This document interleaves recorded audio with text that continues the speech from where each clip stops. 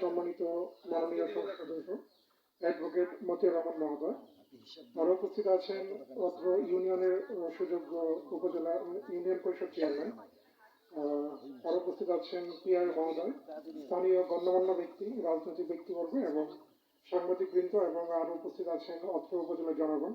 সবাইকে আসসালামু আলাইকুম এবং শুভেচ্ছা।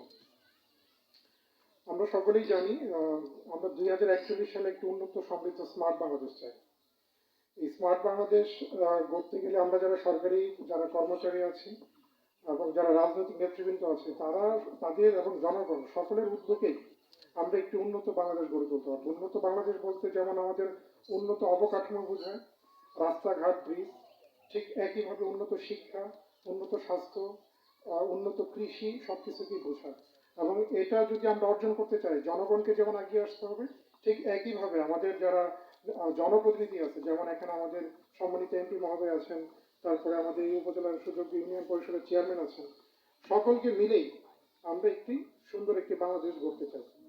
সভাপতি হিসেবে আর বক্তব্য দীর্ঘায়িত করার কিছু নেই, পরিশেষে সবাইকে ধন্যবাদ জানাই।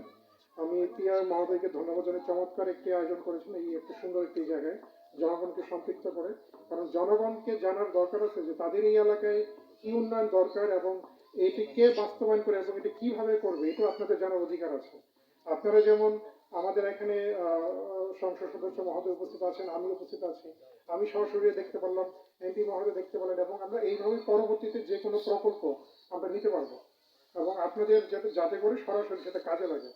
আমি অত্র ইউনিয়নের যে চেয়ারম্যান মহোদয় থেকে শুরু করে যারা উপস্থিত হয়েছেন সবাইকে ধন্যবাদ জানাই এবং এই অনুষ্ঠানের সফলতা কামনা করে এই পরিসমাপ্তি ঘোষণা করছি। জয় বাংলা, বাংলাদেশ।